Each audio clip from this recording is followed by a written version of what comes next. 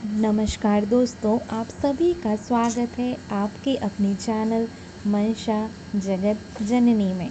तो दोस्तों, आज हम फिर से एक नए वीडियो के साथ मिलने जा रहे हैं जिसका नाम है अजा एवं जया एकादशी। भाद्र कृष्ण में पड़ने वाली एकादशी को अजा एकादशी कहते हैं। तो चलिए जानते हैं इस एकादशी में किस व्रत कथा के बारे में श्रवण करना चाहिए। एक समय की बात है, कुंती पुत्र युधिष्ठिर कहने लगे कि हे भगवान, भाद्रपद कृष्ण एकादशी का क्या नाम है? व्रत करने की विधि तथा इसका महत्व कृपा करके कहिए। मधुसूदन कहने लगे कि इस एकादशी का नाम अजा है। यह सब प्रकार के समस्त पापों का नाश करने वाली है। जो मनुष्य इस दिन भगवान ऋषिकेश की पूजा करता है उसको वैकुंठ की प्राप्ति होती है। अब आप इसकी कथा सुनिए। प्राचीन काल में हरिश्चंद्र नामक एक चक्रवर्ती राजा राज्य करता था। उसने किसी कर्म के वशीभूत होकर अपना सारा राज्य व धन त्याग दिया, साथ ही अपनी स्त्री, पुत्र तथा स्वयं को बेच दिया। वह राजा चंडाल का दास बनकर सत्य को धारण करता हुआ मृतकों का वस्त्र ग्रहण करता रहा, मगर किसी प्रकार से सत्य से विचलित नहीं हुआ। कई बार राजा चिंता के समुद्र में डूबकर अपने मन में विचार करने लगा कि मैं कहाँ जाऊँ, क्या करूँ जिससे मेरा उद्धार हो।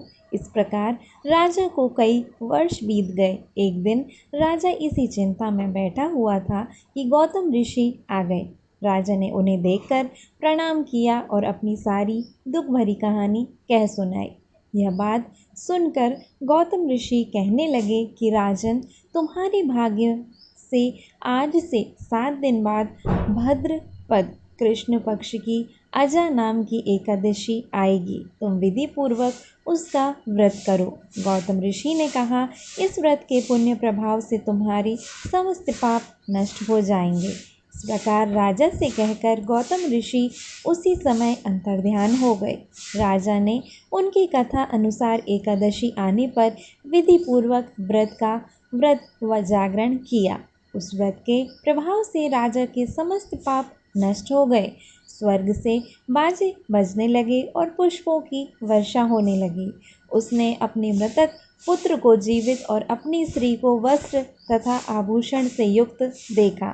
व्रत के प्रभाव से राजा को पुनः राज्य मिल गया। अंत में वह अपने परिवार सहित स्वर्ग को गया। हे राजन, यह सब अजा एकादशी के प्रभाव से ही हुआ। अतः जो मनुष्य यत्न के साथ विधि पूर्वक इस व्रत को करते हैं, रात्रि जागरण करते हैं, उनके समस्त पाप नष्ट होकर अंत में वे स्वर्ग लोक को प्राप्त होते हैं। इस एकादशी की कथा के श्रवण मात्र से अश्वमेध यज्ञ का फल प्राप्त होता है। तो दोस्तों, यह थी अजा एकादशी व्रत कथा। ऐसी कथा और वीडियोस को पाने के लिए हमारे चैनल को लाइक करें और सब्सक्राइब करें, शेयर करें। मंशा जगत जननी।